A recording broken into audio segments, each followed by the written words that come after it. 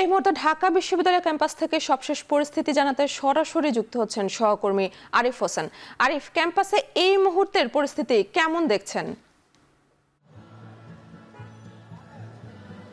এই মুহূর্তের পরিস্থিতি মোটামুটি শান্তই বলা যায়, কারণ আমরা দেখছি যে পুরো ক্যাম্পাস এখন নিয়ন্ত্রণে ছাত্রলীগের। কারণ তাদের যে ৩টার সময় যে কর্মসূচি দেওয়া ছিল, সেই কর্মসূচি দেওয়ার আগে কিন্তু কোটা সংস্কার আন্দোলনের সাথে যারা যুক্ত ছিলেন, বৈষম্য বিরোধী ছাত্র আন্দোলনের যে শিক্ষার্থীরা, তারা 12টা থেকে রাজু ভাস্কর্যের পাদদেশে তারা কিন্তু তাদের অবস্থান কর্মসূচি এবং সমাবেশ পালন করছিলেন। এই মুহূর্তে একটি খবর আসে যে বিভিন্ন হলে গুজবের মতো করেই বিভিন্ন হলে শিক্ষার্থীদের আটকে রাখা হয়েছে। এমন একটি গুজবে ভর করে রাজু ভাস্কর্য থেকে বিজয় 71 হলের দিকে একটি মিছিল নিয়ে যায় কোটা সংস্কারের পক্ষে যে বৈষম্য বিরোধী ছাত্র আন্দোলনের শিক্ষার্থীরা। ওখান থেকে কিন্তু মূলত ঘটনার সূত্রপাত।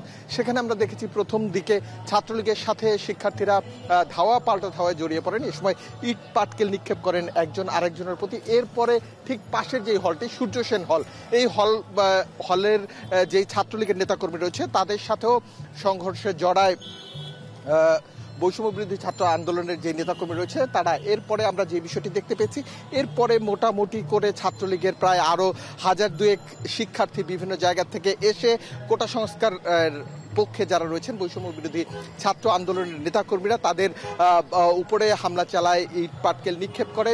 সবকিছু মিলিয়ে দুপক্ষের দিকে ইট পাটকেল নিক্ষেপ করছিল। এমন পর্যায়ে ধাওয়া, ছাত্রলীগের একটি বড় অংশের ধাওয়া খেয়ে কোটা সংস্কারকারী সাথে সমর্থনে যে বৈষম্য বিরোধী ছাত্র আন্দোলনের শিক্ষার্থীরা তারা ক্যাম্পাস থেকে বের হয়ে যায়। এরপরে আমরা যে বিষয়টি জানতে পেরেছি, এর মধ্য থেকে প্রায় অর্ধশতাধিক শিক্ষার্থী ঢাকা মেডিকেল কলেজ হাসপাতালে ভর্তি হয়েছে, এমনটা আমাদেরকে জানিয়েছেন ওখানকার ঢাকা মেডিকেল কলেজ হাসপাতালের যেই পুলিশের বক্স রয়েছে, সেই পুলিশ বক্সের এসআই বাচ্চু মিয়া, তিনি আমাদেরকে নিশ্চিত করেছেন। তবে কিছুক্ষণ আগে আমরা যে তথ্য পেয়েছি, সেখানে ছাত্রলীগের কিছু সংখ্যক নেতাকর্মী গিয়ে তাদের সাথে একটি বৈষম্য বিরোধী ছাত্র আন্দোলনের যে নেতাকর্মী রয়েছে তাদের সাথে ধাওয়া পাল্টা ধাওয়া চলছে। কিছুক্ষণ আগে আমরা দেখছিলাম আমাদের পিছনে ছাত্রলীগের যেই আগের কর্মসূচি রয়েছে, বিক্ষোভ মিছিল এবং সমাবেশ, সেই সমাবেশটি কিন্তু তারা শুরু করেছে। এই সমাবেশে আমরা নেতৃত্বস্থানীয় কাউকে না দেখলেও অন্তত পক্ষে 2 থেকে 3 হাজার শিক্ষার্থী আমরা দেখছি যে ঢাকা বিশ্ববিদ্যালয় ক্যাম্পাসে অবস্থান নিয়েছে এবং পুরোপুরি ক্যাম্পাস তাদের নিয়ন্ত্রণে। অপরদিকে যারা